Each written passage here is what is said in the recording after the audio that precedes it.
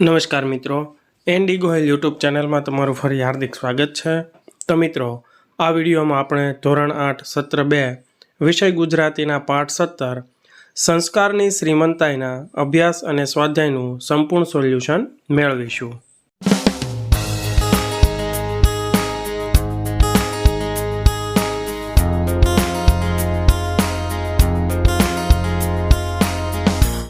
સૌથી પહેલા જોઈએ અભ્યાસના પ્રશ્નોત્તર। મુખ્ય પ્રશ્ન 1, નીચેના દરેક પ્રશ્નના ઉત્તર માટે આપેલા વિકલ્પોમાંથી સાચો વિકલ્પ પસંદ કરી સામેના ખાનામાં દર્શાવો।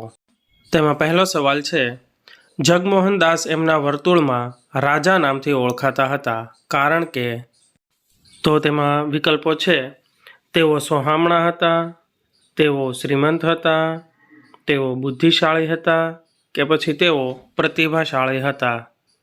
તો તેમાંથી સાચો વિકલ્પ છે ખ, તેઓ શ્રીમંત હતા।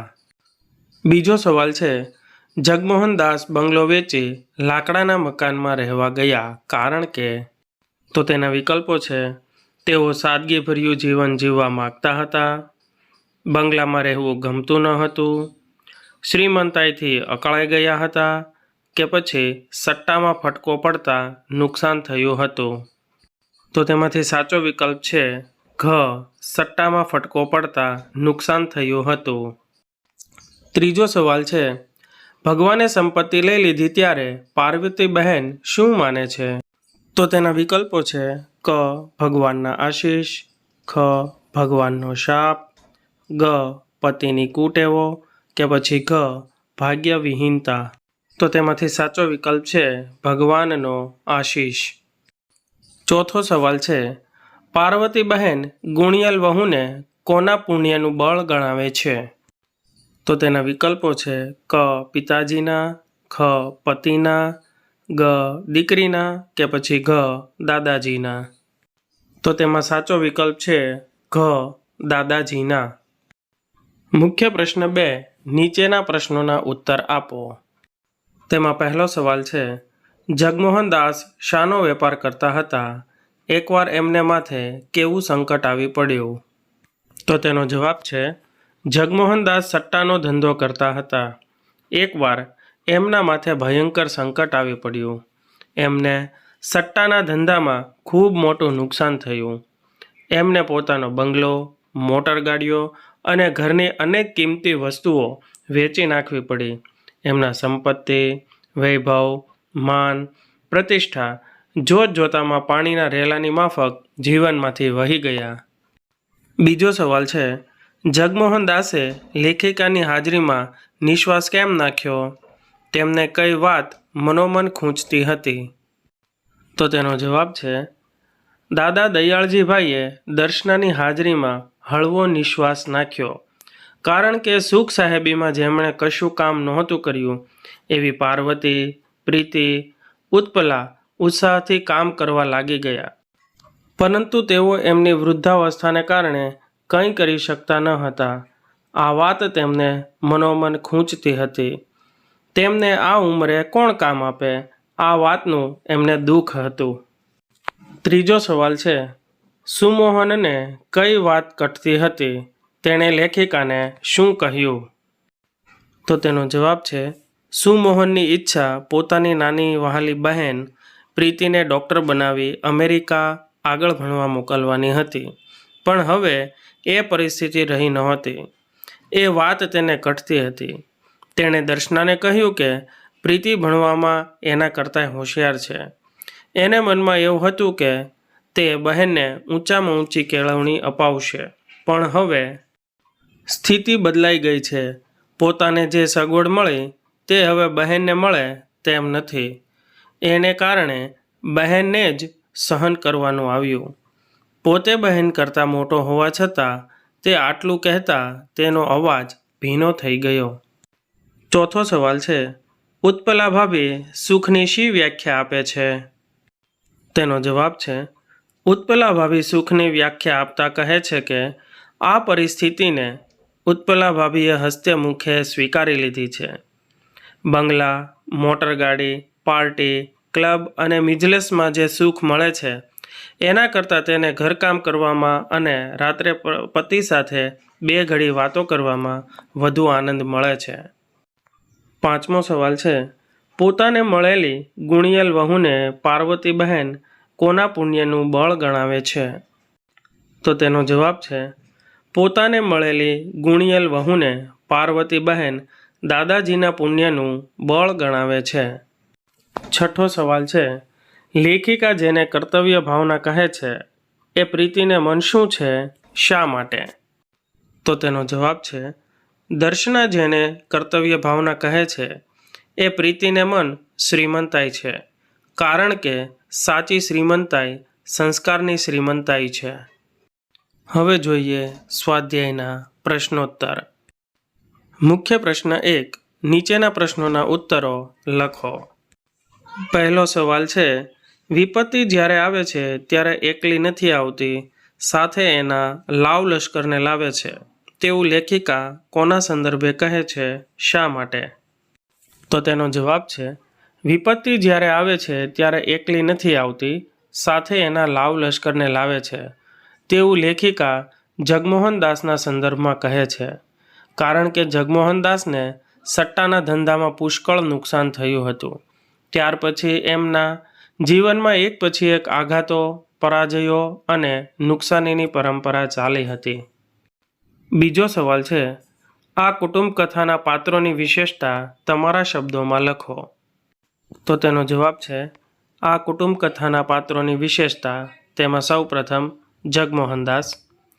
વેપારમાં અચાનક નુકસાન થતાં જગમોહનદાસ બધું જ ખોઈ બેઠા, ત્યારે એમણે પોતાના સ્વભાવમાં સમતુલા જાળવી. ત્યાર પછીનું પાત્ર છે દાદા દયાળજીભાઈ. આજ સુધી મોટરમાં ફરતા દયાળજીભાઈ રોજ સાંજે ફરવા જાય છે. હવે તેમને ચાલવાની કસરત મળે છે, એનો એમને આનંદ છે. કુટુંબની તમામ સ્ત્રીઓ કામ કરવા લાગી છે, ત્યારે તેઓ વૃદ્ધ થઈ ગયા હોવાથી એમને મદદરૂપ થઈ શકતા નથી, એ વાત તેમને મનમાં ખૂંચે છે. ત્યાર પછીનું પાત્ર જોઈએ સુમોહન. સુમોહનને એની નાની બહેન પ્રીતિ અતિશય વહાલી છે. એની ઈચ્છા હતી કે બહેનને ડૉક્ટર બનાવી અમેરિકા આગળ ભણવા મોકલવી, પરંતુ પરિસ્થિતિ બદલાતા તે પોતાની ઈચ્છા પૂરી કરી શકે તેમ નથી, એનું એને દુઃખ છે. ત્યાર પછીનું પાત્ર છે ઉત્પલા ભાભી. આ પરિસ્થિતિને ઉત્પલા ભાભીએ હસ્તે મુખે સ્વીકારી લીધી છે. બંગલા, મોટરગાડી, પાર્ટી, ક્લબ અને મિજલસમાં જે સુખ મળે છે એના કરતાં તેને ઘરકામ કરવામાં અને રાત્રે પતિ સાથે 2 ઘડી વાતો કરવામાં વધુ આનંદ મળે છે. તેને ઘરકામ કરવાની ફાવટ નથી, પણ એનો તેને અફસોસ નથી. તે આશાવાદી છે. તેને ખાતરી છે કે તેને થોડા સમયમાં કામની ફાવટ આવી જશે. ત્યાર પછી તે કોઈ નોકરી શોધી લેશે અને ઘર ખર્ચના બોજને હલકો કરવામાં મદદરૂપ થશે. ત્યાર પછીનું પાત્ર જોઈએ પાર્વતીબહેન. જગમોહનદાસના પત્ની પાર્વતીબહેન પોતાને ભાગ્યશાળી માને છે. પુત્રવધુ ઉત્પલા એમને ઘરકામ કે મિલન મૃણાલને તૈયાર કરવાનું કામ કરવા દેતી નથી. તેઓ માને છે કે પોતાને આવી ગુણિયલ વહુ મળી છે એ દાદાજીના પુણ્યના પ્રતાપે. એમના હૃદયમાં દાદાજી પ્રત્યે અપાર પ્રેમ અને આદર છે. ઘરમાંથી સંપત્તિ ચાલી ગઈ એ ઘટનાને તેઓ ભગવાનના આશીષ ગણે છે. તેમને એક જ વાતનું દુઃખ છે કે ઘરના સૌ આવી પડેલી મુશ્કેલી નિવારવા કાંઈ ને કાંઈ કામ કરે છે ને તેઓ તેમાં કોઈ મદદ કરી શકતા નથી. ત્યાર પછીનું પાત્ર છે પ્રીતિ. જગમોહનદાસની દીકરી પ્રીતિ તો કર્તવ્ય ભાવનાને જ શ્રીમંતાઈ માને છે. તેની દ્રષ્ટિએ સુખ સંપત્તિની શ્રીમંતાઈ એ આડંબર છે. સાચી શ્રીમંતાઈ એ સંસ્કારની શ્રીમંતાઈ છે. આર્થિક દ્રષ્ટિએ ભલે કુટુંબને પુષ્કળ નુકસાન થયું હોય, પણ કુટુંબમાં સૌ એ જ સંવાદિતા, એ જ આનંદ, એ જ અખંડિતતા જાળવી શક્યા છે, એનો એને ગર્વ છે. ત્રીજો સવાલ છે, પોતાના પરિવાર પાસે સંસ્કારની શ્રીમંતાઈ છે એવું પ્રીતિ માને છે, શા માટે? તો તેનો જવાબ છે, પોતાના પરિવાર પાસે સંસ્કારની શ્રીમંતાઈ છે એવું પ્રીતિ માને છે, કારણ કે સંસ્કારની શ્રીમંતાઈ હોય તો જીવનમાં કોઈ પણ પ્રકારની આપત્તિ આવી પડે તો આપણે મનથી ભાંગી પડતા નથી. સંસ્કાર જ પરિવારને એક રાખે છે. આવી પરિસ્થિતિમાં સંસ્કારને કારણે જ આપણે એકબીજાને મદદરૂપ થઈએ છીએ. ચોથો સવાલ છે, આ કુટુંબ કથાનું દરેક પાત્ર અન્યના સુખનો જ વિચાર કરે છે. તમે આવી કોઈ ઘટના કે પ્રસંગના સાક્ષી બન્યા હો તે વિશે તમારા શબ્દોમાં લખો.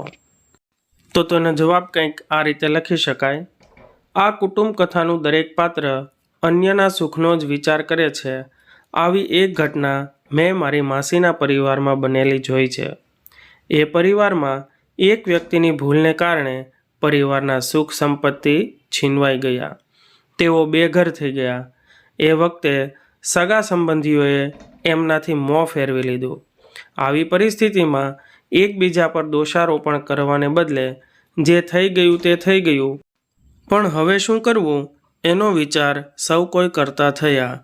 પરિવારની દરેક વ્યક્તિ એકબીજાનો ટેકો બની ભાડાના ઘરમાં રહેવા ગયા અને દરેક જણે પોતાની રીતે કમાઈને ઘર ચલાવ્યું.